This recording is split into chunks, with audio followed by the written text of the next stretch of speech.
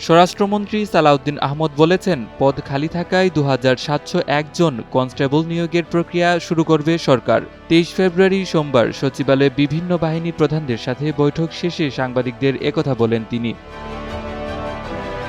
অন্তর্বর্তী সরকারের লটারির মাধ্যমে পুলিশে এসপি ওসি বদলি প্রক্রিয়া সঠিক নয় উল্লেখ করে স্বরাষ্ট্রমন্ত্রী বলেন, যাচাই বাছাই করে যোগ্যদের সঠিক জায়গায় বসানো হবে।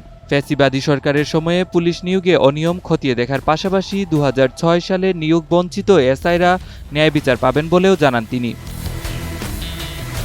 সালাহউদ্দিন আহমদ আরও বলেন, পুলিশের কাজে কেউ হস্তক্ষেপ করতে পারবে না, আবার পুলিশও জবাবদিহিতার আওতায় থাকবে।